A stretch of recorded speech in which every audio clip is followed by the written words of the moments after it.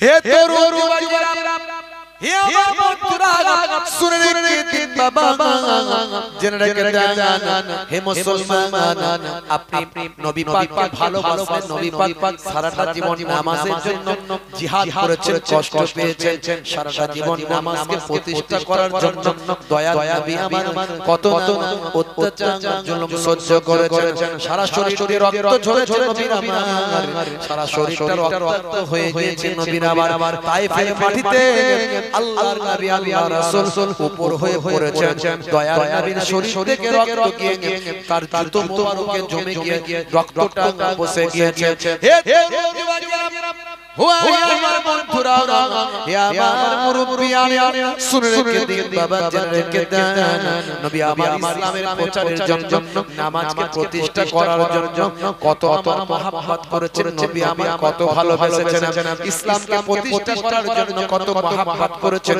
উম্মতের জন্য কত ভালোবাসা দিয়েছেন, কত ত্যাগ স্বীকার করেছেন, কত অত্যাচারিত হয়েছেন।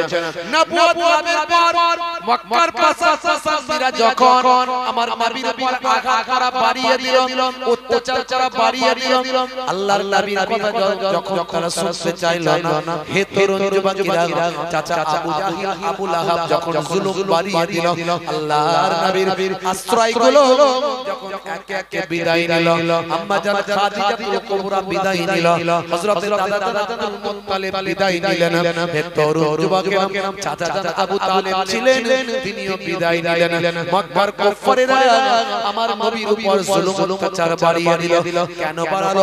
নবী আমার সকলকে এক আল্লাহর কথা বলেন, জাহান্নাম থেকে বাঁচিয়ে নিয়ে জান্নাতি করতে চায়, এরই জন্য তারা জুলুম করতে শুরু করলো। হে তরুণ যুবকেরা, হে আমার বন্ধুরা, আল্লাহর নবী দেখলেন মক্কার মানুষেরা অত্যাচার বাড়িয়ে দিয়েছে, মক্কার মানুষেরা হেদায়েত হতে চায় না, কিন্তু তায়েফের মানুষেরা তারা তো আমার আত্মীয় স্বজনদের মধ্যে সম্পর্ক, মদিনা শরীফে আমার নানার বাড়ি, সে নানার বাড়ির সঙ্গে তাদের সম্পর্ক। হে তরুণ যুবকেরা, আমার আত্মীয়দের মধ্যে সেখানকার সব নেতা হয়েছে, তিনজন আমার পরিচিত আত্মীয়, তিনজন বড় বড় লিডার আছে, তাদের কাছে গিয়ে যদি দ্বীনের দাওয়াত দিই, তারা যদি দ্বীনের দাওয়াত গ্রহণ করে, তাহলে তায়েফের মানুষেরা হিদায়াত প্রাপ্ত হবে। হে তরুণ যুবকেরা, হে আমার মুরব্বিয়ানেরা, শুনে রেখে দিন বাবা, জেনে রেখে দিন বাবা, আল্লাহর নবী তায়েফের জমিনে গিয়ে ওই তিনজন বিখ্যাত বড় বড় নেতার কাছে, যারা শরফের সম্পর্কের আল্লাহর নবীর আত্মীয় হতেন, হে তরুণ যুবকেরা, তাদের কাছে গিয়ে ইসলামের দাওয়াতটা দিলেন, এক আল্লাহর কথা মানতে বললেন, লাত উজ্জা মানাতের ইবাদত করতে বললেন। আল্লাহর নবী বললেন, লাত উজ্জা মানা এদের আসলে কোনো ক্ষমতা নাই, এদেরকে মানুষ তৈরি করেছে, আর মানুষ আবার এদেরকে স্রষ্টা বলে আরাধনা করছে, আসলে এদের কোনো ক্ষমতা নাই, তোমরা লাত উজ্জা মানাতের ইবাদত ছেড়ে আল্লাহর ইবাদত করো। হে তরুণ যুবকেরা, হে আমার বন্ধুরা, শুনে রেখে দিন বাবা, জেনে রেখে দেন আল্লাহর নবী আল্লাহর রাসূলকে মহব্বত করতে হবে, ভালোবাসতে হবে। এই নবী দিবসের মাস শুধু একটা মিলাদ নবীর মাহফিল করে দিলাম হবে না, আল্লাহর নবীর জীবন জিন্দেগিকে নিজেদের জীবন জিন্দেগিতে বাস্তবায়িত করতে হবে, দয়ার নবীকে ভালোবাসতে হবে, মহব্বত করতে হবে, শুধু মুখে ভালোবাসি বললে হবে না, কাজে ভালোবাসে প্রমাণ দিতে হবে। আল্লাহর নবী যে নির্দেশগুলো দিয়েছেন সেই নির্দেশগুলো পালন করতে হবে, দয়ার নবীর দেখানো পথে চলতে হবে, দয়ার নবী যে কাজগুলো করতে বলেছেন সেগুলো করতে হবে, যে কাজগুলোকে সমাজে প্রতিষ্ঠিত করার জন্য দয়ার নবী রক্ত ঝরিয়েছেন, দয়ার নবীর দান মোবারক শহীদ হয়েছে, হেলমেটটা ফেটে গিয়েছে, দয়ার নবীর কত সাহাবায়ে কেরামেরা রক্তাক্ত হয়েছেন, শহীদ হয়েছেন। আপনি যদি সাচ্চা মুসলমান হন, দয়ার নবীর যে আদর্শকে সমাজে প্রতিষ্ঠিত করার জন্য এত ত্যাগ স্বীকার করেছেন, সেই সমাজে প্রতিষ্ঠিত হওয়া নবীর তরিকাগুলো আপনাকে গ্রহণ করতে হবে, তবেই তো সাচ্চা মুসলমান বলে। নবী ভালোবাসি, নবী ভালোবাসি, নবীর জন্য জীবন দিয়ে দিতে পারবো, অথচ নামাজও পড়েন, নবীর একটা সুন্নত নাই। এর নাম মুসলমান নয়, নবী প্রেম নয়।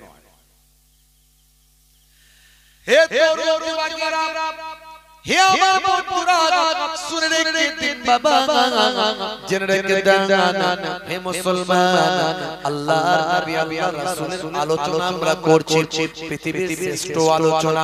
আমার আল্লাহ কোরআন মাজিদের ভিতরে বললেন, ওয়ারাফা'না লাকা যিকরাক, হে নবী আপনার আলোচনাকে আমি আল্লাহ উচ্চ মর্যাদা, উচ্চ সম্মান দান করেছি। শুধু তাই নয়, পৃথিবীর বুকে তোমাদের আমি আল্লাহ একটা মডেল পাঠিয়েছি। কোন মৌলবী আজকে তুমি অনুসরণ করবে, সেই মৌলবী একদিন পথভ্রষ্ট হতে পারে। কোন মাওলানার অনুসরণ তুমি করবে, সেই মাওলানা একদিন পথভ্রষ্ট হতে পারে। কোন পীর সাহেবের অনুসরণ করবে, সেই পীর সাহেব একদিন পথভ্রষ্ট হতে পারে। তাই পৃথিবীর মানুষের জন্য কোন মাওলানা, মৌলবী, পীর সাহেবকে আমি মডেল বানাই না। হে দুনিয়ার মানুষ, তোমাদের জন্য তোমাদের নবীকে মডেল বানিয়েছি। লাকাদ কানা লাকুম ফি রাসূলিল্লাহি উসওয়াতুন হাসানা। তোমাদের জন্য তোমাদের নবীর মধ্যে আছে উত্তম আদর্শ। কারণ কোন মাওলানা, মৌলবী, পীর সাহেব যদি তোমার মডেল হয়, আমার পীর সাহেব যা বলবে তাই, আমার মাওলানা সাহেব যা করতে বলবে তাই করব, আমার মাওলানা সাহেব যেমন ভাবে চলছে সেভাবে চলবো। আজকে মাওলানা সাহেব ভালো আছে, একদিন তুমি পথগামী হতে পারে, তখন তুমি কি করবে? হ্যাঁ, তোমার নবী হলো তোমার মডেল, তোমার মাওলানাকে তুমি মেনে চলছো, মাওলানার দেখানো পথে চলছো। নবীর কথা যতদিন বলবে, নবীর পথে যতদিন থাকবে, ততদিন মাওলানাকে মানবো। কথা ঠিক না? হ্যাঁ, কাবা শরীফের ইমাম নাম হলো কালবানী। নাম শুনে একজন কালো চেহারার ইমাম ছিলেন। কেউ কেউ বলছেন উনি বহুদিনের ইমাম নন, উনি তারাবির নামাজের ইমাম রমজান মাসে। আবার কেউ কেউ বলছেন অনেক ইমামতি করেছেন। কাবা শরীফের ইমাম কালবানী। হে তরুণ যুবকেরা, তিনি এক সময় বলেছিলেন, আমি কিভাবে কাবা ঘরের ইমাম হলাম? তাকে জিজ্ঞাসা করা হয়েছিল, হে আল্লামা কালবানী, হে কাবা শরীফের ইমাম, আপনি কেমন করে কাবা ঘরের ইমাম হলেন? হে তরুণ যুবকেরা, তিনি অত্যন্ত কালো চেহারার মানুষ। হে তরুণ যুবকেরা, হে আমার মুরব্বিয়ানেরা, তিনি তখন বলেছিলেন, আমি মাঝে মাঝে বাইরে চলে যেতাম, মায়ের কথা শুনতাম না, মায়ের সঙ্গে বদমাইশি করতাম, আমি মায়ের সঙ্গে খুনসুটি করতাম। আমার আম্মা জান রেগে যেতেন মাঝে মাঝে, আমার উপর রাগান্বিত হয়ে আমাকে বদদুয়া করতেন। হে তরুণ যুবকেরা, আল্লাহর নবী বলেন, বাবায়ের দোয়া আল্লাহর দরবারে কবুল হয়, এতে কোনো সন্দেহ নাই। দাওয়াতুল মাজলুমের, দাওয়াতুল মুসাফিরের, দাওয়াতুল ওয়ালিদিনা ওয়ালাদিহি, তিন শ্রেণীর ডাক আল্লাহর আরশে তৎক্ষণাৎ কবুল হয়, এতে কোনো সন্দেহ নাই। একটা হলো আমার মাজলুম ব্যক্তির ডাক। মাজলুম ব্যক্তি যার উপর অত্যাচার করা হয়েছে, যার উপর জুলুম করা হয়েছে, ওই ব্যক্তি যদি আল্লাহর দরবারে দোয়া চায়, আমার আল্লাহ, আমার লোক বল নাই, আমার জল বল নাই, আমার অর্থ বল নাই, আমি সবার করে নিলাম, ওই ব্যক্তি আমার উপর জুলুম করছে, আমার ক্ষমতা নাই, আমি অসহায় হয়ে গিয়েছি, আমি তোমার উপরে ছেড়ে দিলাম, তুমি ফয়সালা করে দিও। হে তরুণ যুবকেরা, আমার নবী বলেন, আল্লাহর দরবারে যখন মাজলুম ব্যক্তি দোয়া চায়, মাজলুমের দোয়াটা আমার আল্লাহর আরশে কবুল হয়ে যায়। দাওয়াতুল মুসাফিরের, কোন মুসাফির ব্যক্তি সফরে গেছে, বিদেশে গেছে, কোন প্রয়োজনে বিদেশে চলে গেছে, সেখানে তার বাপ নাই, মা নাই, ভাই নাই, বোন নাই, আত্মীয় স্বজন গুলো নাই, সেই জায়গায় গিয়ে যখন বিপদে পড়ে যায়, সেই সময় যদি মুসাফির ব্যক্তি আমার আল্লাহর দরবারে যদি দোয়া চায়, হে তরুণ যুবকেরা, আল্লাহর নবী বলেন, ওই মুসাফির ব্যক্তির দোয়া আল্লাহর আরশে কবুল হয়। দাওয়াতুল ওয়ালিদিনা ওয়ালাদিহি, তিন শ্রেণীর ডাক আল্লাহর আরশে কবুল হয় এতে কোনো সন্দেহ নাই। হে তরুণ যুবকেরা, তার মধ্যে একটা হলো পিতামাতার বদদোয়া, পিতামাতার দোয়া আল্লাহর আরশে কবুল হয় এতে কোনো সন্দেহ নাই। বাবা যদি সন্তানের জন্য দোয়া চায়, আয় আমার আল্লাহ, আয় আমার মাবুদ, আমার সন্তানের জন্য দোয়া চাই। সারা পৃথিবীর মানুষ আমার সন্তানের শত্রু হয়েছে, মাবুদ আল্লাহ আমরা পিতামাতা আমার সন্তানের পক্ষে দোয়া চাই। সারা পৃথিবীর মানুষ আমার সন্তানের শত্রু হয়েছে, আয় আমার আল্লাহ আমার পিতামাতা আমরা দুজন আমার সন্তানের জন্য দোয়া চাই, তুমি তাদের শত্রুদের শত্রুতা থেকে হেফাজত করে দাও। হে তরুণ যুবকেরা, সারা দুনিয়ার মানুষের শত্রুতাকে আল্লাহ এক পাশে ঠেলে দিয়ে পিতামাতার দোয়াকে সন্তানের জন্য কবুল করবেন। আল্লাহর নবী বলেন পিতামাতার দোয়া আল্লাহর আরশে কবুল হয়ে যায়। ইমাম কালবানী তিনি বলছেন, আমি বড় বড় বয়স ছিলাম, ছটছটে ছিলাম, টানটিটে ছিলাম, মায়ের কথা শুনতাম না। মাঝে মাঝে বদমাইশি যখন করতাম, মা যখন আমার সঙ্গে লেগে পারতেন না, মা তখন আমার জন্য বদদোয়া করতেন। কি বদদোয়া করতেন? মা বলতেন, আল্লাহ তুমি আমার সন্তানকে কাবা ঘরের ইমাম বানিয়ে দিও। দেখেছেন মায়ের বদদোয়াটা কেমন? হ্যাঁ, মায়ের বদদোয়াটা কেমন দেখেছেন? অন্যজন মায়েরা হলে কেমন বদদোয়া করবে, জ্ঞানী মা, জ্ঞানী মা বলছে কাবা ঘরের যেন আল্লাহ কি তোকে ইমাম বানিয়ে দেয়, তবে তুই জব হয়ে যাবে। বুঝতে পারছিস? কাবা ঘরের ইমাম হয়ে যাইতে পারে না। হে তরুণ যুবকেরা, ইমাম কালবানী বলেছিলেন, আমি আমার মায়ের বদদোয়ায় কাবা ঘরের ইমাম হয়ে গেছি।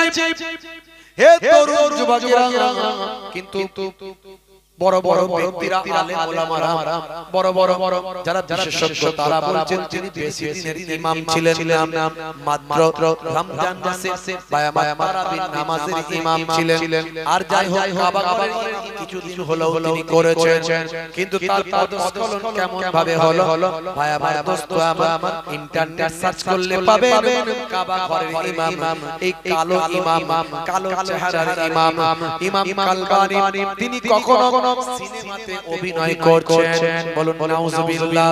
তিনি কখনো বায়ামার নায়ক গায়কদের মতো বায়ামার বিভিন্ন অ্যাড কোম্পানির সঙ্গে যুক্ত হয়ে অ্যাড করছেন। শুধু তাই নয়, এমন কি জুয়ার আসরে তাকেও দেখা গেছে। বর্তমানে তিনি আর কাবা ঘরের ইমাম নাই। তাহলে মনে রাখবেন যে কোন সময় যে কারো পদস্খলন হতে পারে না। এই জন্য আমার আল্লাহ তাআলা পৃথিবীর কোন মানুষকে কোন মানুষের জন্য মডেল বানালেন না। হে যুবকেরা, আমার পৃথিবীর কোন মাওলানাকে সারা পৃথিবীর মানুষের জন্য মডেল বানালেন না। সারা পৃথিবীর মানুষের জন্য কোন ওলিকে কোন পায়গাম্বর বা পীরকে কোন মুর্শিদকে মডেল বানালেন না। যার হৃদয়টাকে আমার আল্লাহ পরিষ্কার করেছিলেন, স্বচ্ছ বানিয়েছিলেন, বারবার যার সিনা চাক হয়েছিল, জমজমের কুয়ার পানি দিয়ে যার সিনাটাকে ধৌত করা হয়েছিল, কুদরতভাবে যাকে পরিষ্কার পরিচ্ছন্ন করা হয়েছিল, আখির জামানায় পাইগাম্বর বানানো হয়েছিল, যার কোনদিন পদস্খলন হবে না। আমার আল্লাহ সেই নবীর কথা বললেন, পৃথিবীর মানুষ শুনে রেখে দাও, জেনে রেখে দাও বাবা, তোমাদের জন্য তোমাদের নবীর মধ্যে আছে উত্তম আদর্শ। তোমাদের নবীকে তোমাদের জন্য মডেল, সেই নবীকে তোমরা মেনেছো, সেই নবীকে অনুসরণ করো। আর নবী বলছেন শুধু মুখে ভালোবাসা বললে হবে না, কাজে ভালোবাসা। আল্লাহর নবী বলেন শুধু মুখে নবী ভালোবাসা বললে হবে না, কাজে ভালোবাসতে হবে। কে আমাকে ভালোবাসে আমি সেটা নিজেই বলছি। হে তরুণ যুবকেরা, আল্লাহর নবী বলেন মান আহাব্বা সুন্নতি ফাকাদ আহাব্বানি ওয়া মান আহাব্বানি কানা মাই ফিল জান্নাহ। হে তরুণ যুবকেরা, আল্লাহর নবী বলেন যে আমার সুন্নতকে ভালোবাসলো সে আমি রাসূলকে ভালোবাসলো আর যে আমি রাসূলকে ভালোবাসলো সে আমার সঙ্গে জান্নাতি হয়ে গেল। জোরে হবে না, জোরে হবে না। নবীর সুন্নাত নবীর তরিকা ভালোবাসতে হবে সবচেয়ে বেশি, তবেই আপনি নবীকে ভালোবাসবেন। নবী নামাজ পড়েছেন না ছেড়েছেন? জোরে বলেন। হে যুবক, তুমি নামাজ ছেড়ে দিয়ে কেমন করে বলছো আমি নবীর প্রেমিক আশিকে রাসূল, আবার এখন বলছে আশিকে রাসূল। যা করে সব ভুল আর নিজের পরিচয় দেয় আশিকে রাসূল। নবীর জীবন জিন্দেগি মাথা থেকে পা পর্যন্ত পাওয়া যায় না, আবার নাম দিয়েছে আশিকে রাসূল। আশিকে রাসূল হলে বলতে হয় না, লোকে বলে, আপনাকে পরিচয় দিতে হবে। ছোট হুজুর কেবলা আশিকে রাসূল ছিলেন, রাসূলের কথা বলতে বলতে তুমি কাঁদো তো দেখি। যারা কাঁদে ওয়াজ করতে দোয়া চাইতে ভাবছো তারা কি ওই নাটক করেছে ভাবছো না? অত সহজ এই অন্তত তাদের সাদা হয়ে গেছে, তাই তাদের চোখ পানি বেরোচ্ছে। কাঁদা সহজ ব্যাপার নয়, কাঁদা সহজ ব্যাপার নয় ভাইরা আমার। হে তরুণ যুবকেরা, হে আমার বন্ধুরা, শুনে রেখে দিন বাবা, জেনে রেখে দেন হে মুসলমান, আপনি নবী পাককে ভালোবাসেন। নবী পাক সারাটা জীবন নামাজের জন্য জিহাদ করেছেন, কষ্ট পেয়েছেন। সারাটা জীবন নামাজকে প্রতিষ্ঠা করার জন্য দয়া নবী আমার কত অত্যাচার জুলুম সহ্য করেছেন। সারা শরীরে রক্ত ঝরেছে নবীর আমার, সারা শরীরটা রক্তাক্ত হয়ে গিয়েছে নবীর আমার। তায়েফের মাটিতে আল্লাহর নবী আল্লাহর রাসূল উপর হয়ে পড়েছেন। দয়ার নবীর শরীর থেকে রক্ত গিয়ে তার জুতো মোবারকে জমে গিয়ে রক্তটা বসে গিয়েছে। হে যুবকেরা, হুয়া আমার বন্ধুরা, হে আমার মুরব্বিয়ানা, শুনে রেখে দিন বাবা, জেনে রেখে দেন নবী আমার ইসলামের প্রচারের জন্য, নামাজকে প্রতিষ্ঠা করার জন্য কত আমার মহব্বত করেছেন নবী আমার, কত ভালোবেসেছেন। ইসলামকে প্রতিষ্ঠা করার জন্য কত মহব্বত করেছেন, উম্মতের জন্য কত ভালোবাসা দিয়েছেন, কত ত্যাগ স্বীকার করেছেন, কত অত্যাচারিত হয়েছেন। নবুয়ত লাভের পর মক্কার পাশাপাশিরা যখন আমার নবীর উপর আঘাত করা বাড়িয়ে দিল, অত্যাচার করা বাড়িয়ে দিল, আল্লাহর নবীর কথা যখন তারা শুনতে চাইল না, হে তরুণ যুবকেরা, চাচা আবু জাহিল আবু লাহাব যখন জুলুম বাড়িয়ে দিল, আল্লাহর নবীর আশ্রয়গুলো যখন একে একে বিদায় নিল, আম্মা জান খাদিজাতুল কুবরা বিদায় নিল, হযরত দাদা আব্দুল মুত্তালিব বিদায় নিলেন, হে তরুণ যুবকেরা, চাচা আবু তালিব ছিলেন, তিনিও বিদায় নিলেন। মক্কার কুফারেরা আমার নবীর উপর জুলুম অত্যাচার বাড়িয়ে দিল। কেন বাড়ালো? নবী আমার সকলকে এক আল্লাহর কথা বলেন, জাহান্নাম থেকে বাঁচিয়ে নিয়ে জান্নাতি করতে চায়। এরই জন্য তারা জুলুম করতে শুরু করলো। হে তরুণ যুবকেরা, হে আমার বন্ধুরা, আল্লাহর নবী দেখলেন মক্কার মানুষেরা অত্যাচার বাড়িয়ে দিয়েছে, মক্কার মানুষেরা হেদায়েত হতে চায় না, কিন্তু তায়েফের মানুষেরা তারা তো আমার আত্মীয় স্বজনদের মধ্যে সম্পর্ক, মদিনা শরীফে আমার নানার বাড়ি, সে নানার বাড়ির সঙ্গে তাদের সম্পর্ক। হে তরুণ যুবকেরা, আমার আত্মীয়দের মধ্যে সেখানকার নেতা হয়েছে তিনজন আমার পরিচিত আত্মীয়, তিনজন বড় বড় লিডার আছে, তাদের কাছে গিয়ে যদি দ্বীনের দাওয়াত দিই, তারা যদি দ্বীনের দাওয়াত গ্রহণ করে তাহলে তায়েফের মানুষেরা হিদায়াত প্রাপ্ত হবে। হে তরুণ যুবকেরা, হে আমার মুরব্বিয়ানা, শুনে রেখে দিন বাবা, জেনে রেখে দিন বাবা, আল্লাহর নবী তায়েফের জমিনে গিয়ে ওই তিনজন বিখ্যাত বড় বড় নেতার কাছে, যারা শরফের সম্পর্কে আল্লাহর নবীর আত্মীয় হতেন, হে তরুণ যুবকেরা, তাদের কাছে গিয়ে ইসলামের দাওয়াতটা দিলেন এক আল্লাহর কথা মানতে বললেন লাত উজ্জা মানাতের ইবাদত করতে বললেন আল্লাহর নবী বললেন লাত উজ্জা মানা এদের আসলে কোনো ক্ষমতা নাই এদেরকে মানুষ তৈরি করেছে আর মানুষ আবার এদেরকে স্রষ্টা বলে আরাধনা করছে আসলে এদের কোনো ক্ষমতা নাই তোমরা লাত উজ্জা মানাতের ইবাদত ছেড়ে আল্লাহর ইবাদত করো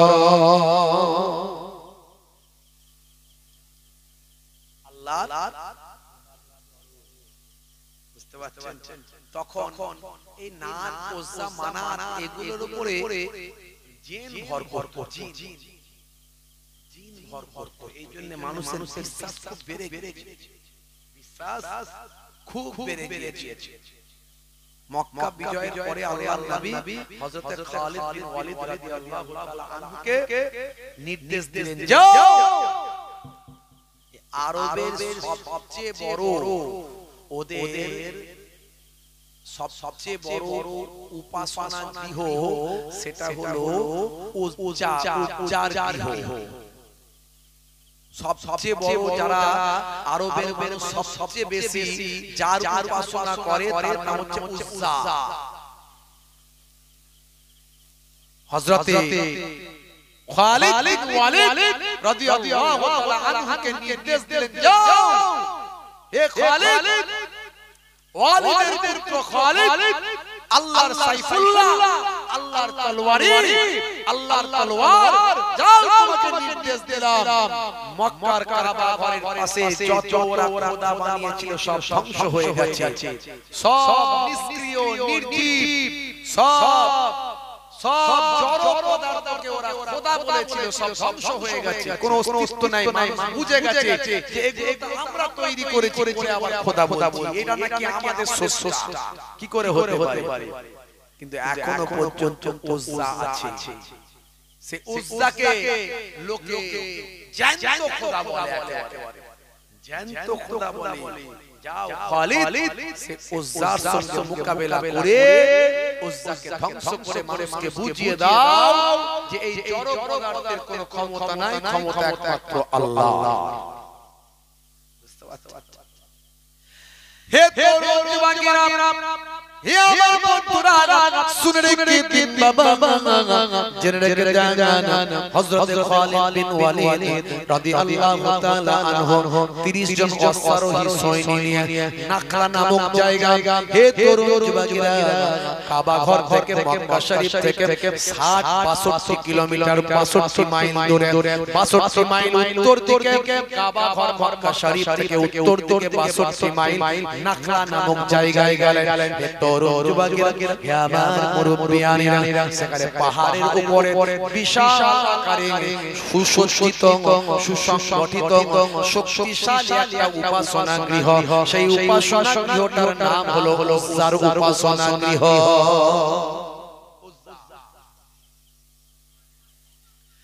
বন্ধুরা আমার তরুণ যুবকেরা আমার হযরত খালিদ বিন ওয়ালিদ রাদিয়াল্লাহু তাআলা আনহু তার সৈন্যদের নিয়ে অশ্ব বাহিনী নিয়ে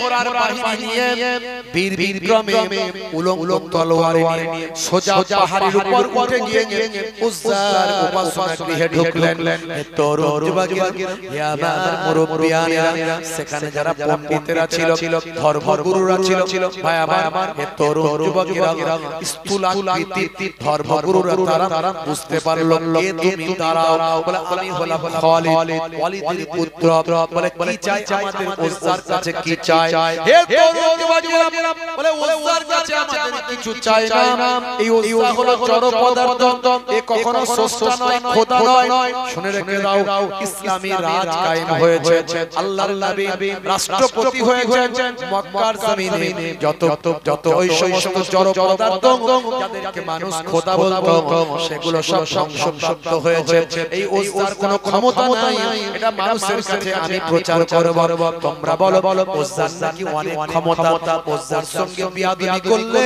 সে ধ্বংস হয়ে যাবে। আমি উজ্জার সঙ্গে উজ্জাকে ধ্বংস করে আমার কোনো ক্ষতি হবে না, পৃথিবীর মানুষকে দেখিয়ে দেব।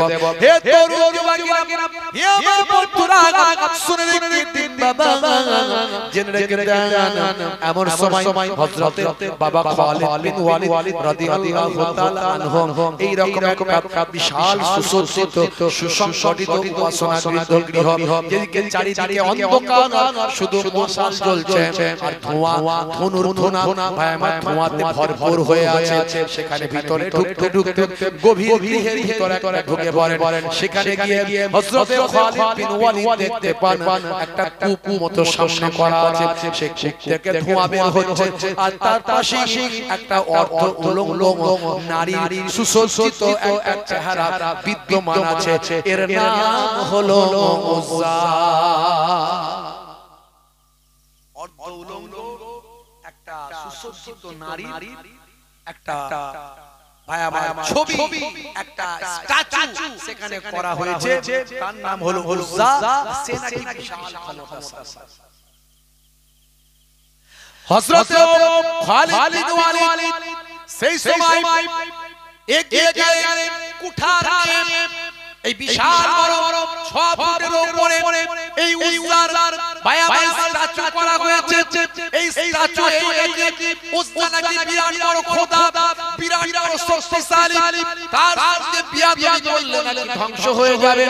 হযরত খালিদ বিন ওয়ালিদ রাদিয়াল্লাহু তাআলা আনহু সেই সময় কুঠার নিয়ে এগিয়ে গেলেন। হে তরুণ যুবকেরা, হে আমার মুরব্বিয়ানেরা, ওই উপাসনা গৃহের বড় বড় পণ্ডিতেরা, আরবের ওই সমস্ত কুরাইশদের বড় বড় স্থূলাকৃত পণ্ডিতেরা, মোটা মোটা পণ্ডিতেরা বলতে লাগলো, সাবধান খালিদ, হে খালিদ, শুনে রেখে দাও, তুমি আমাদের এই খোদাকে তুমি নষ্ট করো না, ভেঙো না। যদি তুমি ভাঙো তাহলে মুসিবতে পড়বে, বিপদে পড়বে।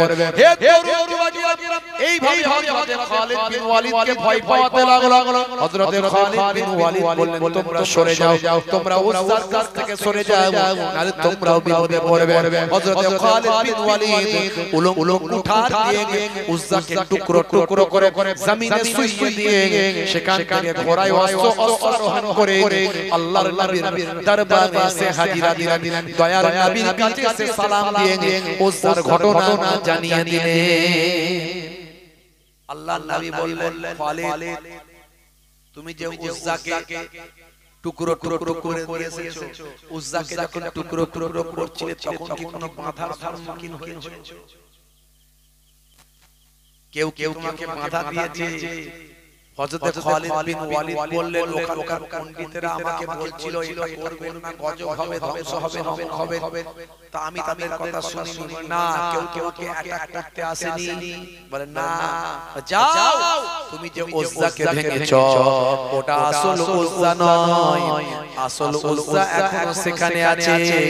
এ খালিদ, তোমাকে আবার যেতে হবে, যাও, তুমি সেখানে মোকাবিলা করে আসল উজ্জাকে ধ্বংস করে আসো। আরবের মানুষ মনে করে যা কিছু আরবের মানুষ করে সব উজ্জার নামে করে।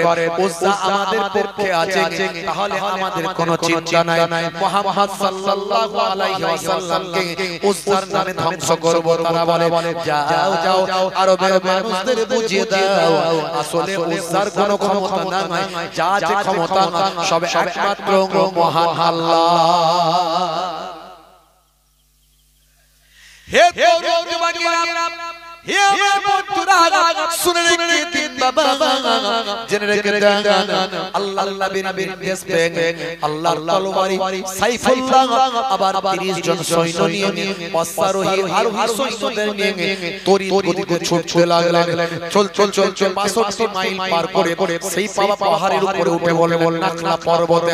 ওই নাখলা পর্বতের উপরে সেই সুসংগঠিত সেই বাবা বিশাল বড় উপাসনা গৃহের ভিতর প্রবেশ করলেন। এবারে ভাই আমার ওই সমস্ত পণ্ডিতেরা বুঝতে পেরেছেন যে এবার মনে হয় আসল উজ্জাকে ধ্বংস করতে এসেছে। এবার তারা তলোয়ার দিয়ে বাধা দিল, কিন্তু এই স্থলক্রান্ত বায়ামার স্থূলকৃত এই মোটা মোটা চেহারার পণ্ডিতেরা আল্লাহর তলোয়ারের সামনে কি দাঁড়াতে পারে? বাবা কচু চটা হয়ে গেল, কেউ পালিয়ে গেল। হে তরুণ যুবকেরা, যারা বাধা দিতে এসেছিল তারা ধ্বংসপ্রাপ্ত হলো, পালিয়ে গেল। আল্লাহর সাইফুল্লাহ আল্লাহর তলোয়ারে হযরত খালিদ বিন ওয়ালিদ রাদিয়াল্লাহু তাআলা আনহু সেই সময় তার ভায়ামার উলুম তরবারি নিয়ে ঢুকে পড়লেন। আরো গভীরে গেলেন, চারিদিকে অন্ধকার, ভয়ঙ্কর পরিবেশ। হে তরুণ যুবকেরা, হে আমার মুরব্বিয়ানেরা, অন্ধকারাচ্ছন্ন মশাল জ্বলছে, চারিদিকে ধোঁয়ার কুণ্ডলিকায় ভরে উঠেছে, চারিদিকের পরিবেশটা অত্যন্ত ভয়ঙ্কর পরিবেশ। বাইরে আবার আরো গভীর রুমের মধ্যে চলে গেলেন, গভীর গৃহের মধ্যে সেখানে পৌঁছাতে গিয়ে দেখেন আবার একটা 6 ফুট লম্বা কম বেশি একটা বিশাল বড় উজ্জার চেহারা। আগে ওই চেহারার মতোই দেখতে, সুশ্রীভাবে সাজানো হয়েছে, আলতোভাবে পোশাকটা দেওয়া হয়েছে, অর্ধলঙ্গ অবস্থায় নারী দেহটা তৈরি করা হয়েছে। কি সুন্দর দৃষ্টি নিয়ে তাকিয়ে আছে, যেন ভয়ঙ্কর আকৃতি, কাউকে অ্যাটাক করবে কিংবা তাকে সে গ্রাস করে নেবে, এইভাবে তাকিয়ে আছে। হে তরুণ যুবকেরা, হযরত খালিদ বিন ওয়ালিদ উলঙ্গ কোঠার গিয়ে গেলেন। এমন সময় দেখতে পাওয়া যায় উলঙ্গ কোঠার যখন চালাতে যাবে, পেছন দিক থেকে একটা ভয়ঙ্কর জিন এসে হাজির হয়ে যায়।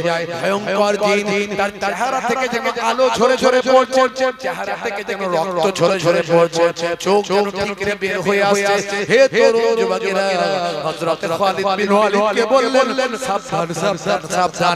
সাবধান হয়ে যাও, তোমার এত বড় কথা তুমি উনার শরীরে আঘাত করতে এসেছো। হে তরুণ যুবকেরা, আমি তোমাকে ধ্বংস করে দেব। এইভাবে ভয়ঙ্কর আকৃতি নিয়ে আল্লাহর সাইফুল্লাহ আল্লাহর তলোয়ারি হযরত খালিদ বিন ওয়ালিদকে বলেন। এমন গম্ভীর আওয়াজ ছিল, ভয়ঙ্কর পরিবেশ ছিল, যে কোনো মানুষ ভয় পেয়ে যাবে, কিন্তু আল্লাহর তলোয়ারির সামনে কথা বললে পৃথিবীর কোনো মানুষকে আল্লাহর তলোয়ারি কখনো ভয় পায় না, সাইফুল্লাহ কখনো ভয় পায় না, হযরত খালিদ বিন ওয়ালিদ কখনো ভয় পায় না। সেই সময় হযরত খালিদ বিন ওয়ালিদ আল্লাহর নাম নিয়ে ওই উলঙ্গ তলোয়ার দিয়ে যে কচুকাটা করে দিলেন। দেওয়ার পরে কোঠার দিয়ে ওই উজ্জাকে ধ্বংস করে মাটির সঙ্গে মিশে বায়ামার আরোহণ করে আল্লাহর নবীর দরবার শরীফে হাজির হলেন। দয়ার নবীকে সব কিছু খুলে বললেন। সেদিন থেকে পৃথিবীর চরিত্র থেকে, পৃথিবীর জমিন থেকে এই মানুষ তৈরি করা স্রষ্টা ধ্বংস হয়ে গেল। হে তরুণ যুবকেরা, পৃথিবীর সব ধর্মগ্রন্থে এক স্রষ্টার কথা বলা হয়েছে। ভালো করে আপনি যদি ধর্মগ্রন্থগুলো পড়েন, দেখবেন এক স্রষ্টার কথা বলা হয়েছে। মানুষ নিজস্ব খোদা বানিয়েছে, নিজেদের সুবিধার্থে, নিজেদের অর্থ ইনকামের জন্য নিজেরা নিজেদেরকে খোদা বানিয়েছে, প্রভু বানিয়েছে। হে তরুণ যুবকেরা, হে আমার মুরব্বিয়ানেরা, এইভাবে আল্লাহর নবী সাহাবায়ে কেরামেরা দ্বীনের জন্য কষ্ট করেছেন, ইসলামের জন্য কষ্ট করেছেন। নবী আমার কত আঘাতপ্রাপ্ত হয়েছেন। দয়ার নবীকে আপনি ভালোবাসেন, অথচ নবী করছেন, নবীর দেওয়া নামাজ আপনি পড়েন না। আপনি যদি নামাজি হয়ে যেতেন, তাহলে আপনি মদখোর হতে পারতেন না, সুদখোর হতে পারতেন না, জিনাখোর হতে পারতেন না। আপনার নামাজ আপনাকে মদ খাওয়া থেকে বাঁচাতো, আপনার নামাজ আপনাকে সুদ খাওয়া থেকে বাঁচাতো, আপনার নামাজ আপনাকে জিনাখোর থেকে বাঁচাতো, আপনার নামাজ আপনাকে লটারি খোর থেকে বাঁচাতো, আপনার নামাজ আপনাকে চুরি করা থেকে বাঁচাতো। নামাজ আপনাকে অন্যায় থেকে বাঁচাতো। ইন্নাস সালাতা তানহা আনিল ফাহশাই ওয়াল মুনকার, নিশ্চয় নামাজ তোমাকে অশ্লীলতা অন্যায় থেকে রক্ষা করবে। জোরে বলুন সুবহানাল্লাহ। কয়েকদিন আগে লাল কেল্লায়, দিল্লির লাল কেল্লা, কয়েকদিন আগে দিল্লির লাল কেল্লায় 1 কোটি টাকা মূল্যের ভায়ামার ওই ডায়মন্ড আর বিভিন্ন স্বর্ণ দিয়ে তৈরি করা ওই কলসি চুরি হয়েছিল। আপনারা খবর জানেন কিনা জানি না, কয়েকদিন আগের কথা বলছি, লাল কেল্লা থেকে চুরি হয়েছিল। হে তরুণ যুবকেরা, ওই লালকেল্লায় জৈনদের জৈন সম্প্রদায়ের সভা ছিল, সভা। জৈন সম্প্রদায়ের মানুষেরা তারা লালকেল্লার ভিতরে একটা সভা করছিল, ধর্মীয় সভা করছিল। আর তাদের এই জৈন সম্প্রদায়ের মানুষদের মধ্যে এই কলস প্রথা, এই কলসি নিয়ে বিভিন্ন রকম উপকরণ নিয়ে তারা কাজ করে। হে তরুণ যুবকেরা, ধর্মের উপকরণ মনে করে তাদের মধ্যে থেকে ধনী ধনী ব্যক্তি বা আমার যারা কোটি কোটি কোটি কোটি টাকার মালিক, এই রকম ব্যক্তিরা জৈন সম্প্রদায়ের মানুষ তারা এই সময় লালকেল্লা তাদের ওই কোটি কোটি টাকার মালগুলো নিয়ে এসে হাজির করে। এরই ফাঁকে জৈন সম্প্রদায়ের মধ্যে কোন একজন নাটক করে কোন একজন ভাই আমার ওই জৈন সম্প্রদায়ের ভাই আমার ওই রকম লেবাস ধরে আর 1 কোটি টাকা ওই কলিসিটা চুরি করে নিয়ে চলে গিয়েছিল। ধর্ম কর্ম করতে এসে চুরি করে নিচ্ছে। এই মাঝে মাঝে মসজিদে জুতো চুরি হয় না? জোরে বলে নামাজি তো চুরি করে না, চোর নামাজি সেজে চুরি করে। যে প্রকৃত নামাজি হবে সে চুরি করতে পারবে না। ভালো ভালো জুতো, দামি দামি বুট, 1000 2000 3000 টাকা দাম। নামাজিরা নামাজ পড়তে যায়, নামাজের জন্য জানো, নামাজের মহব্বত, ও জুতো আমার রইল, চুরি হোক আর যাই। চোর ওই শানে থাকে, পেছনের কাতারে দাঁড়াবে, সবচেয়ে শেষে ঢুকবে, দেখবে কাল কতটা দাম বেশি, আগে বেরিয়ে ফট করে নিয়ে হাওয়া। হে তরুণ যুবকেরা, হে আমার বন্ধুরা, শুনে রেখে বাবা, আপনি যদি নামাজি হয়ে যান আপনি অন্যায় পথে ধাবিত হতে পারবেন না। আপনি যদি রাসূলের সুন্নাত মেনে চলেন ওজনে ঠকাতে পারবেন না। ছোটদের স্নেহ না করে পারবেন না, বড়দের সম্মান না করে পারবেন না। আল্লাহর নবী বলেন যে ছোটদের স্নেহ করে না আর বড়দের সম্মান করে না, সে আমি রাসূলুল্লাহ আমার উম্মত নয়। হে তরুণ যুবকেরা, আপনি যদি প্রকৃত নবীর শিষ্য হন, আপনি না ভাই আমার পিতামাতার অবাধ্য হতে পারবেন না। আপনি যদি নবীর প্রকৃত শিষ্য হন, আপনি কখনো ভাই আমার ওই নেশা করতে পারবেন না। আজকাল মুসলমানের ছেলে নেশা করে আছে না নাই? ভালো চলছে, ধান্দা খাচ্ছে, রজনীগন্ধা কারবারে অশান্তি চালাচ্ছে, শান্তি মন করবে কমল, খাচ্ছে ওরা বিমল। যেখানকার যাবে, যেখানে বসবে, যেখানে থাকবে, সেখানকার চষে দিয়ে বেরিয়ে যাবে। আমি বলি 12 বছর ঘাস জন্মাবে না, বুঝতে পারছেন? গায়ে হাতে ট্যাটু আঁকা, হেঁটে চলে আঁকা বাঁকা, গায়ে হাতে ট্যাটু আঁকা, হেঁটে চলে আঁকা বাঁকা, কাছে গেলে দেখা যায় সুস্থ ছেলে না, তিরঙ্গার দুর্গন্ধে টেকা যায় না, তিরঙ্গার দুর্গন্ধে টেকা যায় না। মুসলমানের ছেলে গায়ে হাতে ট্যাটু করেছে, মুসলমানের নারী গায়ে হাতে ট্যাটু করেছে, ওই যে কি জানো একটা এখন নেত্রী হয়েছে, কি জানো নাম, কিছুদিন আগে বলছিল আজমির শরীফ নাকি সে ভেঙে দিতে চায়। সে বলছে আজমির শরীফের নাম নাকি পাল্টে দিতে চায়। ওই যে কি নজিয়া নাকি কি নজিয়া ওলাইহিয়া থেকে নাম বেরিয়েছে না একটা, ওই রকম আমি ওই রকম বাকিয়ে বলি, ভালো করে বলতে পারি না সব নামগুলো, বুঝতে পারছেন? তো যাই হোক, সে নাকি বলছিল আজমির শরীফ নাকি পাল্টে দেবে। ওরে নজিয়া, তুই কি আজমির শরীফ পাল্টাবি? তোদের যারা গুরুদেব, তোরা যাকে গুরুদেব মনে করিস, বাবা মনে করিস, তারাও আজমির শরীফে এসে খাজা গরিব নওয়াজের দরবারে এসে দোয়া করে আল্লাহর কাছে। জোরে বলুন, কত বড় বড় নেতা মন্ত্রী দেখবি, জানা আজমির শরীফে ভাঙ্গে যা, একবার দেখ। আমরাও তো দেখতে চাই খাজা গরিব নওয়াজ কেমন অরিজিনাল ছিলেন, আমরাও দেখতে চাই। হ্যাঁ, আমরাও দেখতে চাই, জানা ভাঙ্গে যা। অনেক তো ভাঙলি, অনেক রওজা ভেঙেছিস, মাজার ভেঙেছিস, ওলিয়া উলিয়াদের রওজা কবরগুলো ভেঙেছিস, মসজিদ ভেঙেছিস, মাদ্রাসা ভেঙেছিস। এই ভাঙতে মানে উপরের দিকে উঠছিস। তো যা একবার আজমির শরীফের রওজাটা ভেঙে দেখা, কত বড় বুকের পাটা আছে দেখি। যা, আমরাও দেখতে চাই খাজা গরিব নওয়াজ কেমন ওলি ছিলেন। বইয়ে তো অনেক পড়েছি, শুনেছি অনেক, একবার দেখতে চাই। যাও, সাহস হবে না, ক্ষমতা হবে না, ওরা জানে ওটা অরিজিনাল বাবা, ওর মধ্যে কোনো ভন্ডামি নাই। ওখানে গেলে বিপদ আছে, বুঝতে পারছেন? হ্যাঁ, এই যে ভাই আমার হুগলি সেতু থেকে যে ব্রিজটা নেমেছে, দেখবেন ব্রিজটা নেমে কিন্তু ওখান থেকে বাঁকিয়ে দেওয়া হয়েছে, একটা মাজার রওজা আছে দেখবেন, রওজাটা দেখবেন বাঁকিয়ে দেওয়া হয়েছে। তো আমি বইয়ে পড়িনি, অনেক বিজ্ঞ মানুষদের মুখে শুনেছি উপর দিয়ে ব্রিজটা করার চিন্তা ভাবনা হয়েছিল, কিন্তু করতে পারেনি, মাজারও তুলতে পারেনি, ভাঙতে পারেনি, বাধ্য হয়ে ব্রিজকে ঘোরাতে হয়েছে।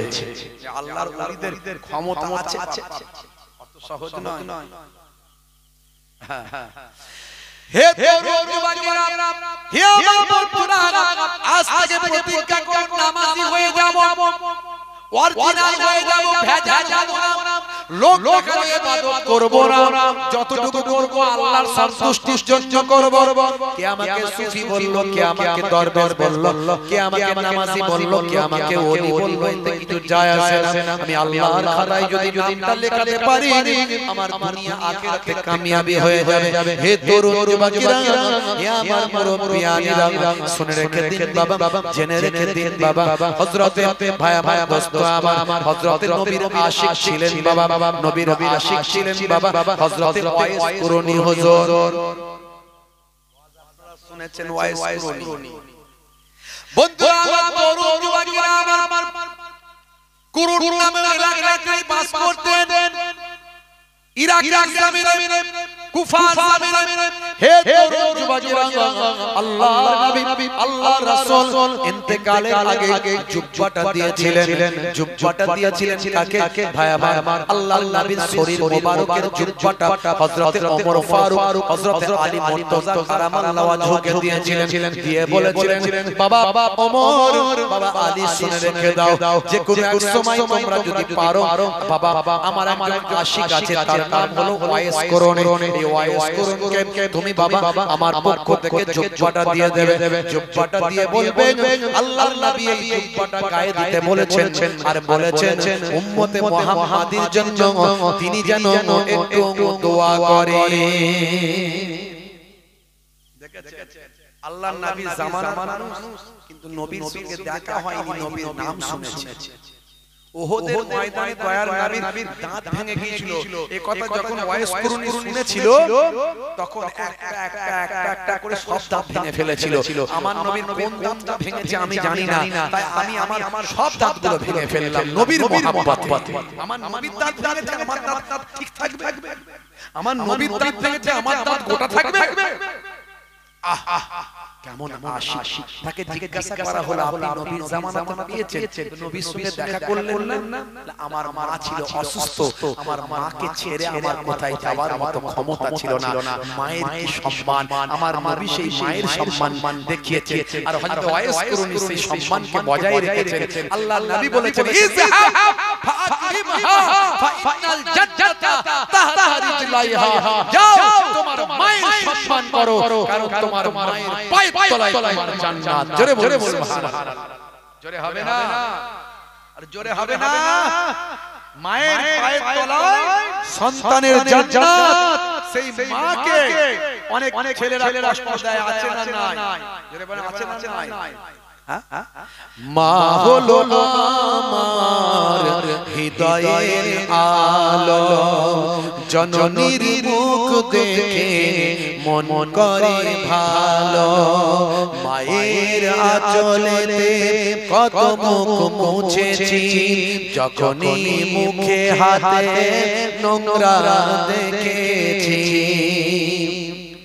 মা আমার কান্নায় বিচলিত হয়ে যায়, জননীর দুঃখেতে বুকটা ফেটে যায়, মায়ের কদমেতে জান্নাত জানো কি, সেই কদমে তুমি চুম্বন করো কি, আর কত সম্মান মায়ের জানো কি, জানলে জীবনে তুমি তা মানো কি।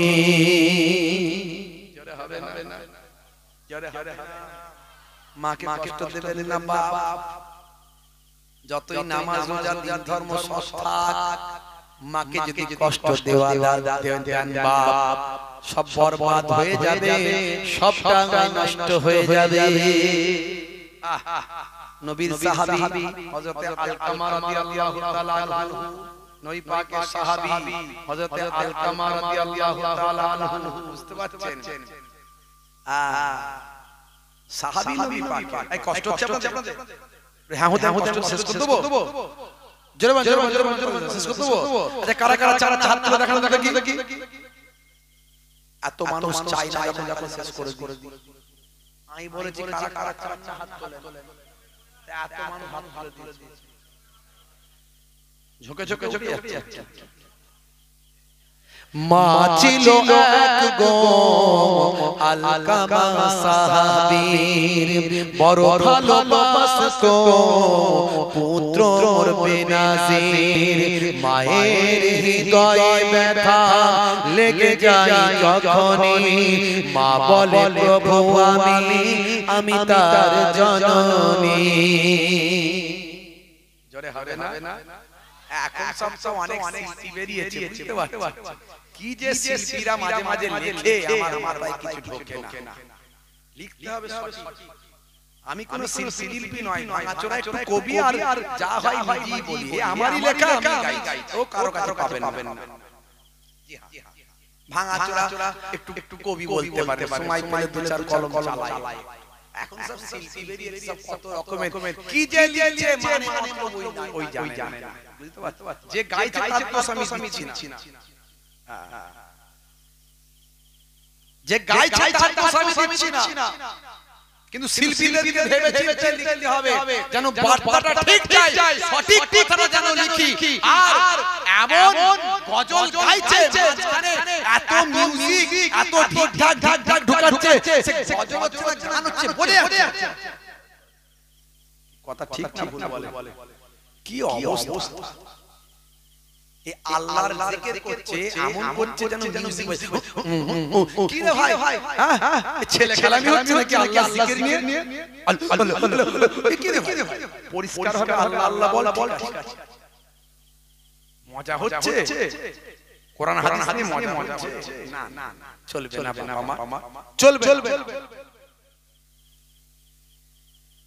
গজল লিখে দিল, যিনি গাইছেন তার কথা আমি বলছি না, গাওয়ার সময় হয়তো অনেকে বেখেয়াল হয়ে গেয়ে দিতে পারে।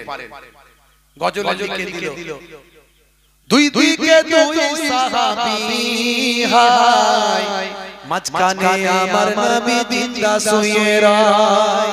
ওরে ও মাটি মদিনার মাটি, ওরে ও ভূমি মদিনার ভূমি, বলছে না? দুই দিকে দুই সাহাবী হায়, মাঝখানে আমার নবী জিন্দা শুয়ে রয়। যিনি গাইছেন তার আমি কথা বলছি না, যিনি লিখছেন তার উপর আমার কথা। আল্লাহর নবী সাহাবী, দুই দিকে দুজন আছে না একদিকে আছে? হাজী সাহেবকে জিজ্ঞাসা করো, আল্লাহর নবীর রওজাতে পরিষ্কার নাম লেখা আছে। এখন এই ভুলগুলো যদি ধরিয়ে দিই, কিছু মানুষের রাগ হয়ে যাবে, কিন্তু লিখবেন যখন, কলমটা চালাবেন, সমাজের মানুষ ওটাই গাইবে, হাজার হাজার ভাইরাল, এই গজল ভাইরাল।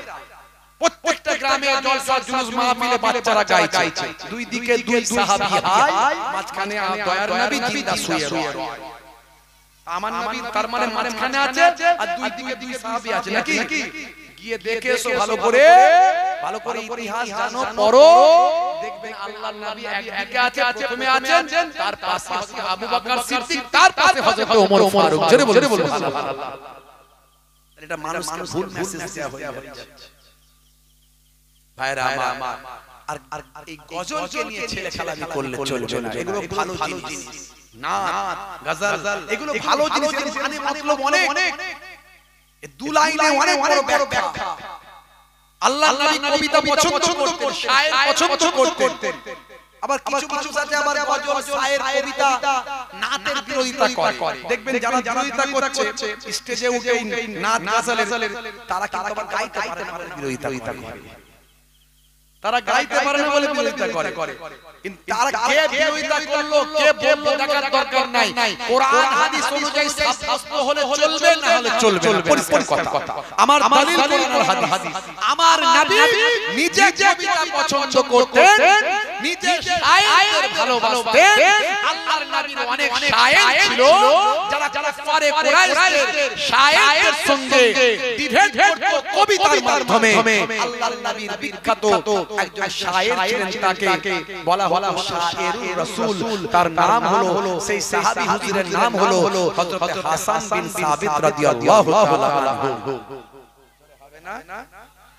তুমি গাইতে পারো না বলে তুমি বলছো গজল চলবে না, নাম চলবে না, এই নাতের বিরোধিতা গজল না, ওগুলো বলো না।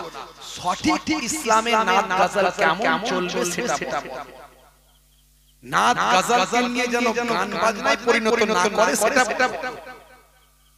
ভুল ব্যাখ্যা করবেন না। এগুলো নিয়ে অনেক সমালোচনা করে। মা ছিল এক গো আলকামা সাহাবীর, বড় ভালোবাসতো পুত্র বেনাজির।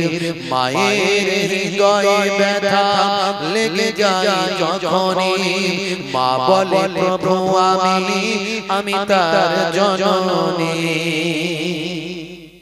নবীর সাহাবী মায়ের বুক খুলে গেছে। হাত দুটো তুলবা খোদাকে জানাই, বড় ব্যথা পেয়েছি ও গো খোদা দয়াময়। ইন্তেকালে তার দেখো কি ঘটে যায়, সাহাবীর কালেমা নসিবে না হয়। মায়ের মনে দুঃখ খুলে গেছে, ইন্তেকালের সময় কালেমা নসিবে হয় না। এ তরুণ যুবকেরা, আমার আপনার নবী যখন খবর পেলেন, জানতে পারলেন মায়ের মনে দুঃখ আছে, যাও ওই মাকে গিয়ে বলো ক্ষমা করতে, মাফ করতে। মা বলল আমার বড় কষ্ট, আমি মাফ করতে পারবো না, নবীকে আমার সালাম দিও। হে তরুণ যুবকেরা, আল্লাহর নবী বললেন তাহলে আমার সাহাবীর জীবনটা বৃথা, জীবনটা বরবাদ। যাও জঙ্গল থেকে কাঠ কেটে নিয়ে এসে আমার সাহাবীকে জ্বালিয়ে দিও। এই খবরটা যখন মায়ের কানে খবরটা গেল, মা বলল না আমার সন্তানের এই কষ্ট আমি সহ্য করতে পারবো না। আরে জননী মায়ের তুলনা হয়নি আর হবে না। সেই সময় মা বলল যাও আমি আমার সন্তানকে ক্ষমা করে দিলাম। জোরে হবে না, আরে জোরে হবে না, আরে জোরে হবে না ভাইরা। মা ছিল এক গো আলকামা সাহাবীর, বড় ভালোবাসতো পুত্র বেনাজির। মায়ের হৃদয়ে ব্যথা লেগে যায় যখনই, মা বলে প্রভু আমি তার জননী। হাত দুটো তুলবা খোদাকে জানাই, বড় ব্যথা পেয়েছি ও গো দয়াময়। ইন্তেকালে তার দেখো কি ঘটে যায়, সাহাবীর কালেমা নসিবে না হয়। নবীজির ওসিলায় মা তাকে ক্ষমা দেয়, কালেমা পড়ে তার রূহ পাখি উড়ে যায়। জোরে হবে না, মা হলো আল্লাহর বড় এক নিয়ামত।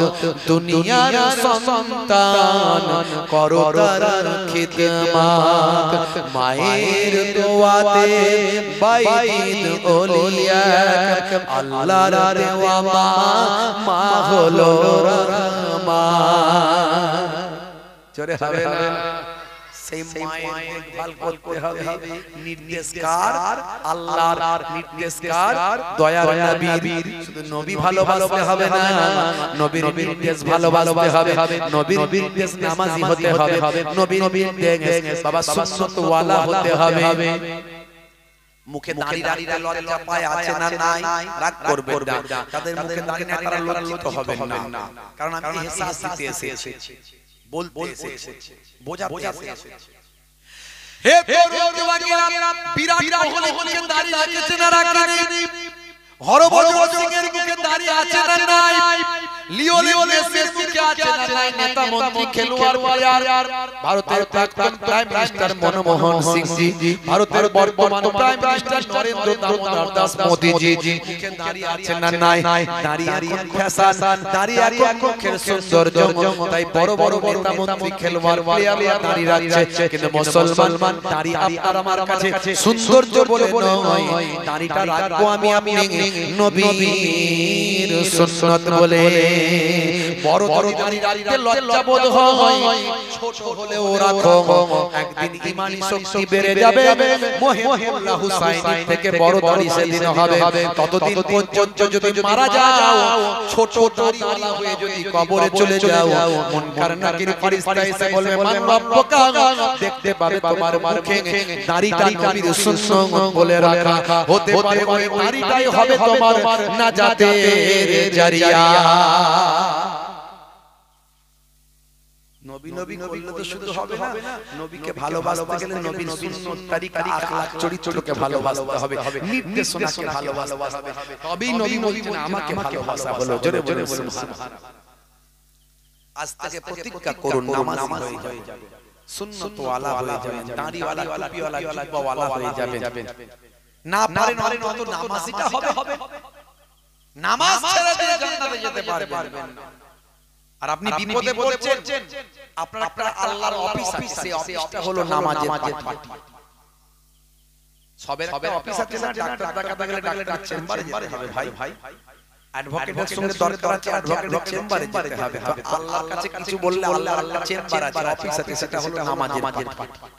একদিন দুদিন তিন দিন ধরে আপনার অভিযোগ আল্লাহকে বলছেন, 21 দিন পর থেকে ইনশাআল্লাহ বুজুর্গানের দিন আল্লাহওয়ালা মানুষরা পরীক্ষা করে দেখেছে, 21 দিন পর থেকে আল্লাহর কাছে যে দোয়া চাওয়া হয়, অন্তর থেকে চাইতে ইনশাআল্লাহ একটু করে সব কবুল হয়ে যায়। জোরে হবে না, জোরে হবে না ভাইরা আমার। সেই নামাজিটা যদি হয়ে যায়, মুয়াজ্জিন তো বারবার বলছে হাইয়া আলাস সালাহ, এসো নামাজের দিকে এসো।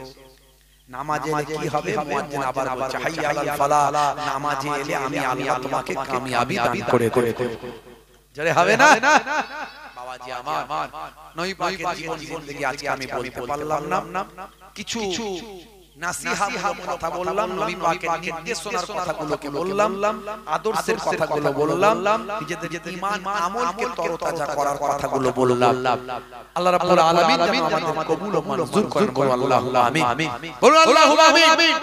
ভাইরা আমার, আগামী বছর এই মাহফিলটার জন্য একটুখানি আপনারা যদি দান সাদকা করেন, একটু যদি নবী পাককে ভালোবেসে দান যদি আপনারা দেন, তবে আগামী বছরে জান্নাতের বাগানটা সুন্দর করে করা যাবে। কি গো, এই রবিউল আউয়াল মাসে আমরা জান্নাতের বাগানে বসেছি, এটা আমাদের জন্য সৌভাগ্য।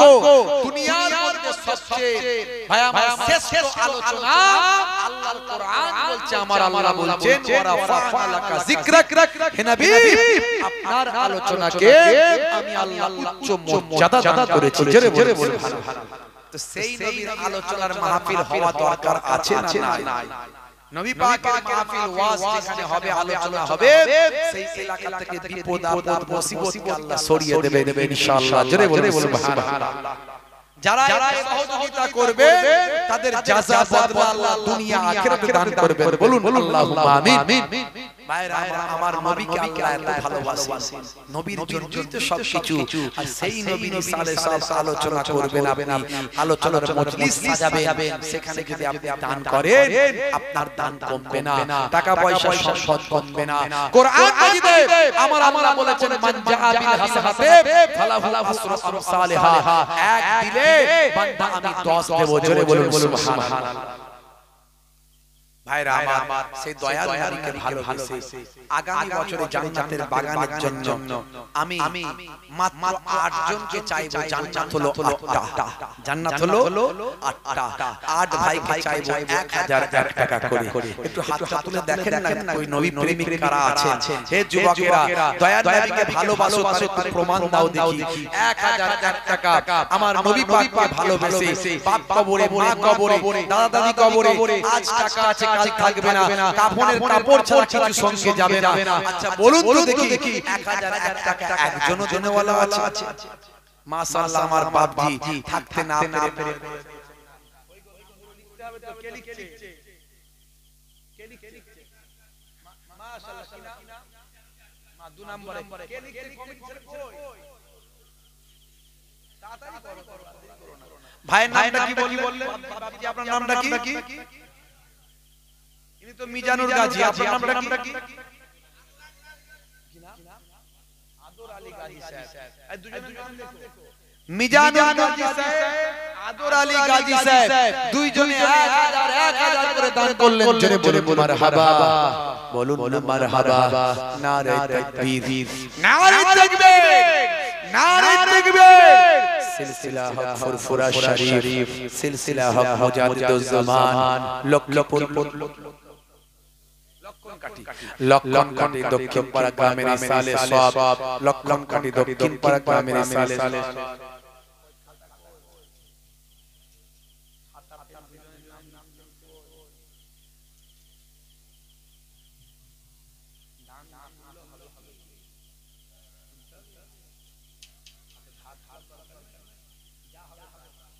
মাশাআল্লাহ। ঠিক আছে, বলেছি ভাইরা, আপনারা দুজন যা লিখিয়েছেন একটু নগদ যদি আপনারা 500 টাকা করে যদি একটু দেন, 1000 টাকা একটু দেন, বা 100 টাকা 200 টাকা করে যদি দেন, আমি একটু মুসাফা করব, আমার সঙ্গে মুসাফাও হলো, আর আমিও ধন্য হলাম, আর আপনিও ধন্য হলেন। একজন মুসাফির মানুষের সঙ্গে মুসাফা করলেন। ফুরফুরা শরীফ ছোট হুজুরের নাতি, পিননগরী হুজুর পীর কেবলার পোতা, পীরের আওলাদ এসেছিল, মুসাফির মানুষ, তার সঙ্গে একটু মুসাফাও হলো, আর আমার একটু দেখা হলো, আমিও একটু ধন্য হলাম।